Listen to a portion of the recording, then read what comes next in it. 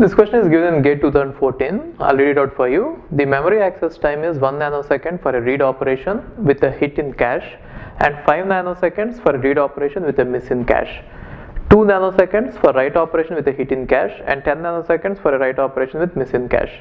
Execution of a sequence of 100 instructions involve involve 100 instruction fetch operations, 60 memory read operations and 40 memory write operations. The cache hit ratio is 0.9. The average memory access time in nanoseconds in executing the sequence of instructions is.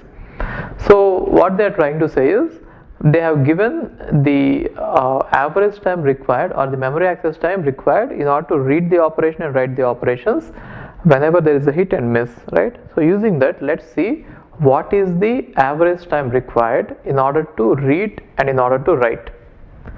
So let me write it as TR is the average time required in order to read whenever there is a hit and whenever there is a miss. So they are saying that whenever there is a hit and the hit rate of the cache is 0.9, whenever there is a hit, the read operation, the memory access time is 1 nanoseconds, right? And whenever there is a miss, which means 0.1 minus 0.9, which is 0.1, the access time is given as 5 nanoseconds. So if you add it, it is going to be 1.4 nanoseconds, right? Okay, and the next one is average time for writing. So they are saying that whenever there is a hit, the average time for writing is 2 nanoseconds, and whenever there is a miss,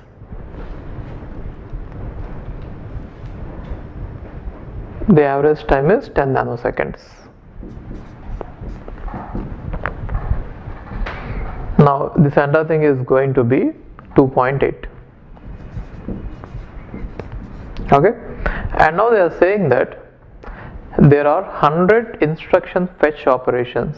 So 100 instruction fetch operations means they are all corresponding to memory reads.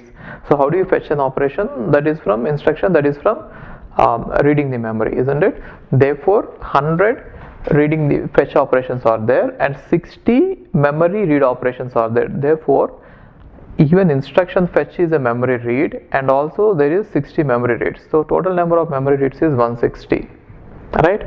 So 160 memory reads are there, and for each read we found out that the average is 1.4 and 60 memory writes are there, 40 memory writes are there. So 40 into, for memory write it is going to be 2.8, right? Therefore it is going to be 224 plus, let's say this one is 112, so nanoseconds. So this is the total time required to perform all these operations, isn't it? So 100 instruction fetch operations, 60 memory read operations and 40 memory write operations is totally going to take this much time. And if we add this all, this is going to be 336 nanoseconds. So 336 nanoseconds is the total time required for us to finish up all these operations, right? So now we want for all these 200 operations, right? Now the average memory access time in executing the sequence of the instruction is. So in order to execute all these instructions, what is the average time? So average time required is 336 divided by 200, which is 1.68 nanoseconds. For 200 operations, this is the total time taken. Therefore, for each operation, the time taken is 1.68 nanoseconds. Okay. Hi, if you are planning to do masters, then doing masters abroad is better than doing masters in India. I'll give you all the reasons. So, first reason is, out of 1 lakh students who take GATE every year, there are only 500 seats in old IITs. So all the IITs put together have an acceptance rate of 0.5%, and IITs, universities better than IITs, they have very good acceptance rate like 30%, 40%, but all the IITs put together have an acceptance rate of 0.5%. And if you are working hard to get into IIT Bombay's ranking is 177 and IIT Roorkee's ranking is 400. If you are happy to get into IIT Roorkee, then getting into universities better than IIT Roorkee is easier compared to getting into IIT Roorkee. And looking at the salaries for computer science, for software jobs, if you have done your masters in computer science in US, the salaries are ranging from 80 lakhs per year to 1.2 crore per year. So even if you take an average of 1 crore per year, your savings will be much higher than the salaries in India. After taxes and your cost of living, you can easily save 40 to 50 lakhs per year. And in India, the maximum jobs that you get is around 30 lakhs. So your savings will be much greater than the salaries in India.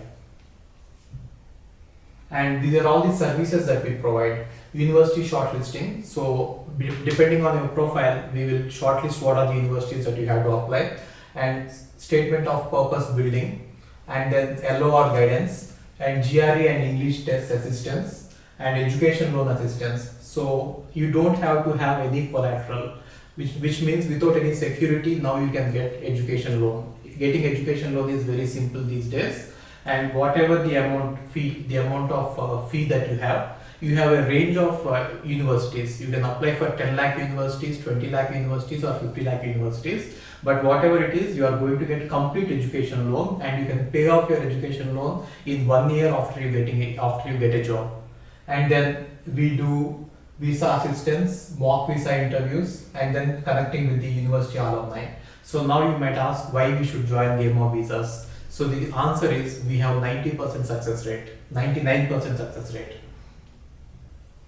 And these are all the destinations that we guide the students to. So we guide students to any country that you want to go. So now it is not just USA. We guide to UK, Germany, Australia, Canada. So we guide students to all the countries. We work with all the destinations.